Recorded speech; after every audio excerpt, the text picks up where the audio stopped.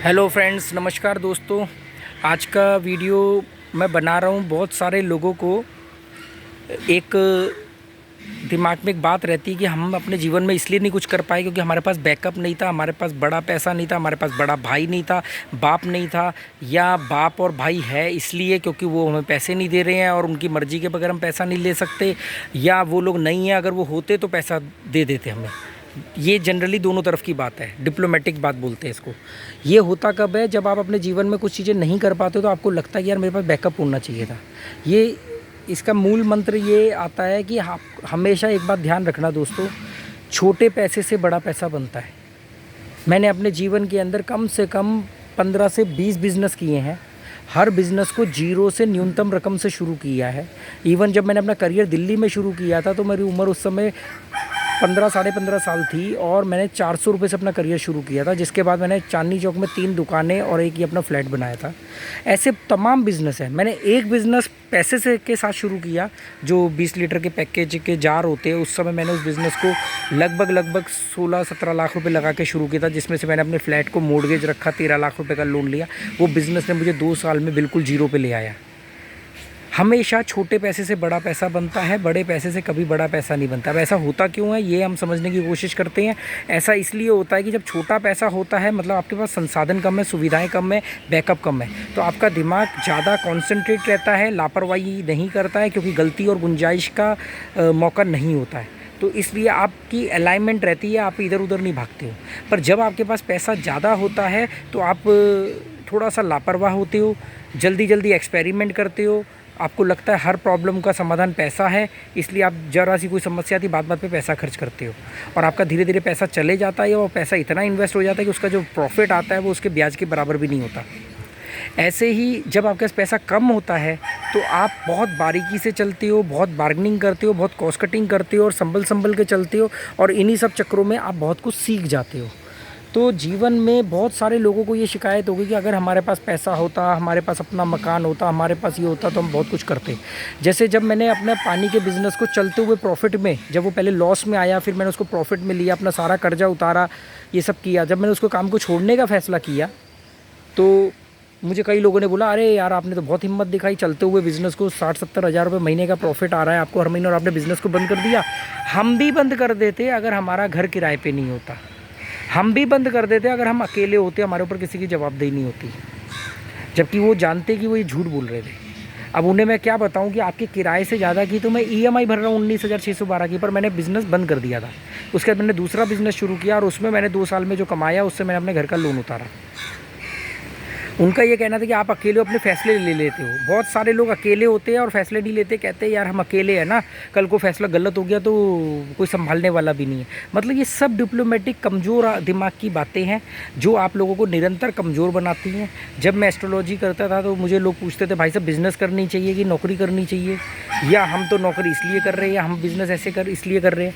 ऐसे ही बहुत सारे लोगों का ये देखो, कमज़ोर दिमाग ये मानेगा तो है नहीं कि मैं कमज़ोर हूँ, तो वो कमज़ोर ना होने के वजह ढूंढेगा, कारण ढूंढेगा, या कमज़ोर मानने से इनकार करेगा, या किस वजह से वो कमज़ोर है ये बताएगा। कभी बीवी के ऊपर दोष मर देगा, कभी बच्चों के ऊपर दोष मर देगा, कभी समाज के ऊपर, कभी परवरिश के ऊपर। कईयों को मैंने समझाया, मैंने कहा यार क्या ज़िंदगी जी रहे हो यार, एक जैसा काम कर करके आप अपनी परचून की दुकान में बैठ के आलू की बोरी बन के रह गए हो। नहीं आपकी बातें तो बिल्कुल ठीक है। अच्छा, मैंने कहा ठीक है, तो फिर आप क्यों नहीं कर रहे? हम कर नहीं सकते ना, हम मजबूरी है ना, हम सारे भाई एक साथ रहते हैं। अरे भाई होना और एक साथ रहना ही तो स्ट्रेंथ है। और किसने बोला कि साथ में, पास में रहने को ही साथ में रहना कहते हैं? एक भाई अमेरिका में, एक भाई हिंदुस्तान में, दोनों साथ में है, पास में तो नहीं है पर साथ में है। एक आवाज़ पे आ जाएगा वो यहाँ। और एक है कि एक घर में भाई है और उनकी आपस में बातचीत नहीं है। ऐसे आपको 1000 उदाहरण मिल जाएंगे। अल्टीमेटली कहने का कंक्लूज़न ये है कि कुछ भी कर लो, आपके दिमाग ने आपको लगातार चीट करना है, लगातार आपको कमज़ोर बनाना है। और समाज और कंडीशनिंग और आपके माँ बाप ने जो आपको कमज़ोर बना दिया है, भले ही आपका भला चाहते हुए कमज़ोर बना दिया है, आपका दिमाग ये मानने को तैयार नहीं होगा कि हम कमज़ोर हैं। तो इसलिए वो क्या करेगा, वो फाइट लड़ेगा, वो कारण ढूंढेगा, वो मानेगा नहीं। क्योंकि मान लिया तो सुधार करना पड़ेगा, और सुधार का प्रोसेस जो है वो मेहनत वाला है। तो मेहनत से बचने का तरीका ये है कि सुनी सुनाई बातों पे और जो रूढ़िवादी जो सोच चली आ रही है, जो ट्रेडिशनल चला आ रहा है, जो आसपास जितने भी कारण हैं वो उसको आधार मान लो और अपना जीवन जो है सुखमय और शांति का नाम दे करके जीते रहो, और अंदर आपके तूफान उछल रहे हैं। और ये देखो, किसी भी काम को करने के जितने कारण मौजूद होते हैं उतने ही कारण उस काम को ना करने के भी मौजूद होते हैं। आज लोग मुझे बोलते हैं यार आप में तो हिम्मत है, आप तो फैसले ले लेते हो, आप में तो बोल्ड डिसीजन लेने का दम है। अरे मैंने कहा बाबूजी, जब मैं कोई फैसला लेता हूँ ना, तो जितने कारण मेरे पास उस फैसले लेने के होते हैं ना, लगभग मेरे पास उतने ही कारण होते हैं कि मैं ये फैसला ना लूँ। पर फिर मैं जब उनको चीज़ों को समझने की कोशिश करता हूँ तो मालूम पड़ता है क्या मेरी कंडीशनिंग की वजह से मुझ में डर है, क्या नेचर ने हमारे अंदर डर डाला है। क्यों डाला है डर? क्योंकि डर और लालच और ईर्ष्या हमें ज़िंदा रखती हैं, पर अगर वो नियंत्रण में रहे तो एक सीमा तक, एक सीमा के बाद यही हमारे को बैकफायर करती है। गुस्सा, डर, लालच, ईर्ष्या, इसको कभी भी आप गलत मत मानना। ये चीज़ें किसी इंसान ने नहीं आपके अंदर डोज करी, ये कुदरत हमारे अंदर डालता है, हर जीव के अंदर डालता है। दुनिया के हर जीव के अंदर ईर्ष्या भी होती है, गुस्सा भी होता है, लालच भी होता है, डर भी होता है, और कुछ जीवों के अंदर कुछ पर्टिकुलर टाइम के दौरान तो बदले की भावना भी होती है। जैसे कौवा है, वो उसके बच्चा मर गया तो वो चोंच मारेगा, लोगों को आते बदला लेगा। कोई कुतिया है, उसने बच्चे दिए और उसका कोई बच्चा मर गया या कोई दिक्कत हुआ या उसके आसपास कोई आएगा तो वो उसको काटती है, मरने के बाद कई दिन तक एग्रेसिव रहती है। या बंदरों के साथ भी ऐसा होता है, पर ये पर्टिकुलर जब तक उसके हार्मोन्स में चेंजेस रहते हैं तब तक होता है। तो ये चीज़ों को आप गलत मत मान लो, ये नेचर ने हमारे अंदर फ़ायदे के लिए डाली है। फिर मैं इन चीज़ों के लिए इंसानों को, समाज को, माँ बाप को क्यों जिम्मेदार मानता हूँ? क्योंकि उन लोगों ने इन चीज़ों को भड़काया है, बढ़ावा दिया है। ये सभी चीज़ें हमारे फ़ायदे के लिए हमें ज़िंदा रखती हैं, हमें सुरक्षित रखती हैं। पर जब ये चीज़ें ज़रूरत से ज़्यादा हो जाती है, जब ये चीज़ें ज़रूरत से ज़्यादा हमारी कंडीशनिंग कर देती हैं, तो हम बहुत ज़्यादा डरपोक या बहुत ज़्यादा लालची या भ्रष्ट बन जाते हैं। भ्रष्ट मतलब लालच का ही पार्ट होता है भ्रष्ट। लालच होगा तो ही तो आदमी भ्रष्ट बनेगा, बिना लालच के भ्रष्ट क्यों बनेगा? तो ये सब चीज़ों को हमें नियंत्रण में रखना चाहिए। जो समाज और माँ बाप हमारे को डर के नाम पर हमें इन चीज़ों को बढ़ावा देते हैं।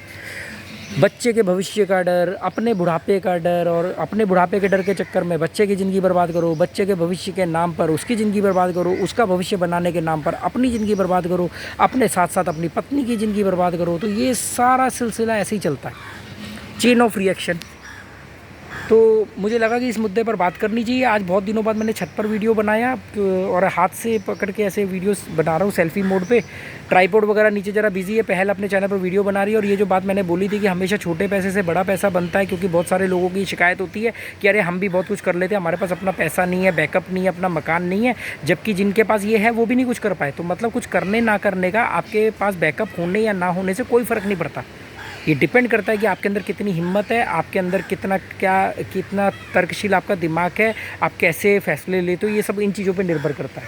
तो बहुत दिनों बाद मैंने छत पर आके वीडियो बनाया।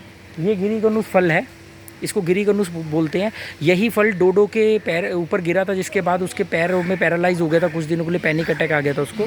ये अभी छोटे हैं, जब ये पक जाएंगे तो ये जो फल है इसका नाम है गिरीगनुस, गोवा का लोकल फल है। जब ये बड़ा हो जाएगा तो ये एक फल 200 से 250 रुपये का मंडी में बिकता है। और इसको हम कटहल की तरह दिखता है, ये बिल्कुल देखो ये कटहल की तरह दिख रहा है। और जब ये बड़ा हो जाएगा तो इसको 200-250 का बिकता है। फिर इसको ख़रीद के लोग काटते हैं पतले पतले स्लाइस, कटहल की तरह बिल्कुल, और उसको फिर तलते हैं। सूजी रवा बोलते हैं ना इसको, रवा मसाला वगैरह लगा के उसको उसमें मतलब उसको लगा के उसके बाद उसको मैरिनेट करके उसको सूजी लगा के उसको तलते हैं। तो ये एक तरह का वेफर्स या एक तरह का क्या बोलते हैं कि खाने के साथ स्नैक्स का काम करता है। और कुछ लोग इसको कटहल की तरह सब्जी भी बनाते हैं, पर मोस्टली लोग गोवा में इसको as a fry, as a supplementary, जैसे दिल्ली में अरहर की दाल और सूखे छौंके हुए अरहर की दाल और नमकीन आलू, साथ में सूखे आलू जो फ्राई होते हैं छौंके हुए, वो खाते हैं। तो साथ में होता है ना, गोवा के लोग जैसे ज़्यादातर खाने के साथ एक फ़िश खाते हैं फ्राई, तो ऐसे ही ये वेज में है। तो डोडो भी नीचे से चिल्ला रहा है। उम्मीद करता हूँ ये वीडियो आपको अच्छा लगा होगा। Okay, goodbye, thank you.